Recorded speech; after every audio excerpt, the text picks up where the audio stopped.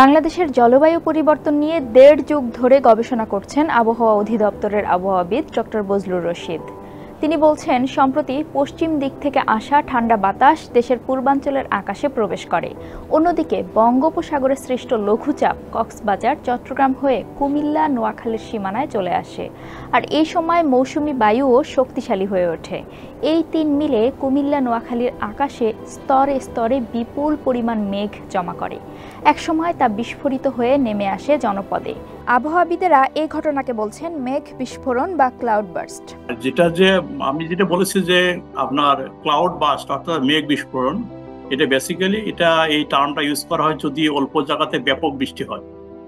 এখানে কেন অল্প জায়গায় ব্যাপক বৃষ্টি হয়? দেখা যাচ্ছে যে কোনো কোনো জায়গাতে আপনাকে ধরে 50 বা 100 কিলোমিটার ভিতরে একদিন দুই দিনে 400-500 মিলিমিটার বৃষ্টি হয়ে যায়। এই ধরনের যদি আপনার অস্বাভাবিক বৃষ্টিটা হয়ে থাকে, সেই সময় এটাকে আমরা অনেক মেট্রোলজিক্যাল টার্মে এটাকে আমরা ক্লাউড বার্স্ট বলে থাকি। কিন্তু এই জিনিসটা আপনাকে ফ্রিকুয়েন্টলি ঘটে না। এটা দেখা যায় যে আপনার অনেকদিন পর পর ঘটে, হয়তো 4 বছর, 5 বছর, এমনকি 10 বছর পরে ঘটে থাকে। 19 আগস্ট সকালে শুরু হয় এই মেঘ বিস্ফোরণ। এরপর প্রবল বর্ষণ আর উজান থেকে আসা ঢল টানা 3 দিনে দেশের পূর্বাঞ্চলকে বিপর্যস্ত করে ফেলে, যার বিস্তৃতি ছিল ভারতের ত্রিপুরা থেকে বাংলাদেশের কুমিল্লা, ফেনীর 50 থেকে 70 কিলোমিটার পর্যন্ত। এর প্রভাবে 19, 20 ও 21 আগস্ট ওই এলাকায় অতি ভারী বৃষ্টিপাত হয়েছে। নদী ও পানি বিশেষজ্ঞদের মতে তিস্তা ও গঙ্গা অববাহিকার সঙ্গে মুহুরী ও গোমতী অববাহিকার একটি মৌলিক পার্থক্য রয়েছে। তা হলো, তিস্তা ও গঙ্গার যেখানে ভারী বৃষ্টি হয়, বাংলাদেশের সীমানা থেকে তা 400 থেকে 600 কিলোমিটার দূরে, আর ওই দুই নদীর প্রস্থ 1 থেকে 2 কিলোমিটার। ফলে সেখান থেকে ধীরে ধীরে ঢল এসে বাংলাদেশের উপকূলীয় এলাকায় প্লাবিত করতে 3 থেকে 7 দিন সময় লাগে। কিন্তু হঠাৎ করে নামা এই অতিবৃষ্টির পানি বর্তমান বন্যা কবলিত অঞ্চল থেকে সহজে বের হতে পারছিল না, কারণ ভরাট করে ফেলা হয়েছে নদী, খাল, জলাশয়গুলো। এ ধরনের মেঘ বিস্ফোরণের ঘটনা দক্ষিণ এশিয়া থেকে শুরু করে পূর্ব এশিয়া হয়ে চীন ও অস্ট্রেলিয়ায় কয়েক বছর পরপরই ঘটে থাকে। 2020 সালে আপনার রংপুরে সেপ্টেম্বর মাসে 2 দিনে 450 মিলিমিটার বৃষ্টি হয়েছিল। প্রায় 447 মিলিমিটার বৃষ্টি 2 দিনে হয়েছিল, এটা সেপ্টেম্বর মাসে। আর তারপরে হচ্ছে আপনার যদি ধরেন 2022 সালে আপনার জুন মাসে আপনার সিলেটে হয়েছিল, একদিনে সিলেটে বৃষ্টি হয়েছিল 307 মিলিমিটার। এবং এই বৃষ্টিটা ছিল একটা রেকর্ডেড বৃষ্টি, যে সিলেটের ইতিহাসে এটা ছিল তৃতীয় সর্বোচ্চ বৃষ্টি। এবং এটা শুধু তাই না, 2022 সালে একই দিনে আপনার আসামের মিজোরাম আসামের একটা জায়গার নাম আছে মহসারামপুর, একটা জায়গার নাম আছে, সেখানে একদিনে 104 মিলিমিটার বৃষ্টি হয়েছিল। জাস্ট আপনার সিলেটের একটু আপার ক্যাচমেন্ট, সিলেট থেকে 50-100 কিলোমিটার দূরে। এবং দেখা সিলেটের যে বৃষ্টির সাথে ওই আপনার যে আপার ক্যাচমেন্টে যে 1000 মিলিমিটার বৃষ্টি হয়েছিল, ওই বৃষ্টিটাও সাথে সাথে নেমে এসেছিল। এবং ওই সময় দেখা গেছে পুরা সিলেট শহর 2022 সালে প্লাবিত হয়েছিল। দেখা যাচ্ছে যে সিলেট শহরে এটা পানি হয়নি। তার মতে এ ধরনের ভারী বৃষ্টিবহুল এই এলাকায় অবশ্য খুব বেশি অস্বাভাবিক নয়। এখানে বর্ষায় প্রায়শই 24 ঘন্টায় 200 থেকে 300 মিলিমিটার বৃষ্টি হয়।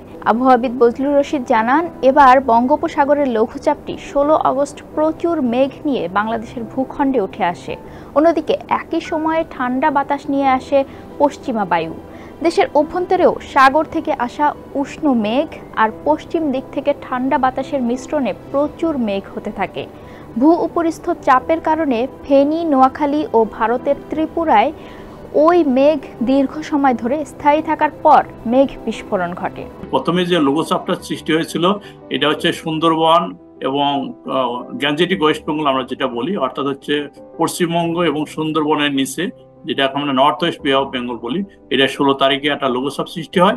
তারপর এটা গ্র্যাজুয়ালি এটা উত্তর পশ্চিম দিকে সরে না গিয়ে প্রথমে এটা উত্তর দিকে ওঠে, অর্থাৎ হচ্ছে 18 তারিখে এটা খুলনা, বরিশাল, ফরিদপুর এদিকে এটা সুস্পষ্ট লঘুচাপ, অর্থাৎ এটা আরো ইন্টেন্সিফাই সুস্পষ্ট লঘুচাপ এটা অবস্থান করে এটা 18 তারিখের দিকে। এবং সেন্ট্রাল পার্টে দেখা যাচ্ছে লঘুচাপটা আপনাকে যে গতিপথ ছিল উত্তর পশ্চিম দিকে না গিয়ে এটা উত্তর পূর্ব দিকে ধাবিত হয়েছে, অর্থাৎ হচ্ছে এটা আপনার অনেকটা ত্রিপুরা, কুমিল্লা, ব্রাহ্মণবাড়িয়া দিকে ধাবিত হয়েছে। 19 থেকে 22 আগস্ট 4 দিনে শুধু ফেনীতেই বৃষ্টিপাত হয়েছে 435 মিলিমিটার।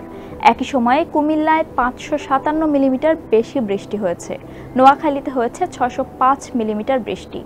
আবহাওয়া অধিদপ্তরের পর্যবেক্ষণ অনুযায়ী 1985 থেকে 2024 সাল পর্যন্ত কুমিল্লা, নোয়াখালী ও চট্টগ্রাম জেলায় অন্তত 22 বার 24 ঘন্টায় 300 মিলিমিটারেরও বেশি বৃষ্টি হয়েছে। আর একই সময়ে 8 বার 400 মিলিমিটারেরও বেশি বৃষ্টি হয়েছে। কোনো জেলাতেই এবারের বৃষ্টি 300 মিলিমিটারের খুব বেশি অতিক্রম করেনি, কিন্তু তাতেও ভয়াবহ হয়েছে বন্যা পরিস্থিতি। আবহাওয়াবিদ ডক্টর বজলুর রশিদ বলছেন, এবারের বৃষ্টির রেকর্ড সৃষ্টি করেছে। লঘুচাপের সময় কি হয়, সাগর থেকে প্রচুর পরিমাণে ওয়ার্ম ময়েশ্চার ক্যারি করার পরে আপনার দেখা যাচ্ছে এই লঘুচাপের একটা বর্ধিত অংশ এটা ত্রিপুরা, কুমিল্লা থেকে এখানে স্ট্যাগনেট হয়ে যায়। যখন স্ট্যাগনেট হয়ে যাবে, পশ্চিমে ঠান্ডা বাতাস আসবে, আর এদিকে সাগর থেকে ময়েশ্চারযুক্ত আপনার হিউমিডিটি, যে জলীয় বাষ্প আসবে, মানে প্রচুর পরিমাণে বাতাসের সাথে জলীয় বাষ্প আসবে, অনর্গল বৃষ্টি হবে। দেখা যাচ্ছে অল্প সময় এত পরিমাণ বৃষ্টি হবে, এটা অনেকটা কল্পনা অতীত। এবং দেখা গেছে 2 দিনে যে বৃষ্টি হয়েছে এটা একটা রেকর্ডেড বৃষ্টি। বিশেষ করে ত্রিপুরা, ওই জায়গায় তারা বলেছে তারা স্মরণকালে হেভি রেইনফল হয়েছে ওই সব জায়গাতে। আমাদের দিকে যদিও রেকর্ড করে নাই, ফেনীতে একদিনের বৃষ্টিপাত হয়েছে 300 মিলিমিটার, কিন্তু আর রেকর্ড আছে 400-এরও বেশি মিলিমিটার রেকর্ড হয়েছে ফেনীতে। কিন্তু সে তুলনায় যে মেন বৃষ্টিটা হয়েছে আপনার ত্রিপুরার দিকে বেশি হয়েছে, তার সাথে যে ফেনী, কুমিল্লা এবং আপনার নোয়াখালী যে বৃষ্টি হয়েছে, এই বৃষ্টির সাথে ওই বৃষ্টি যখন আপার ক্যাচমেন্ট চলে আসার পর এটা একটা মেসাকার রূপ ধারণ করেছে।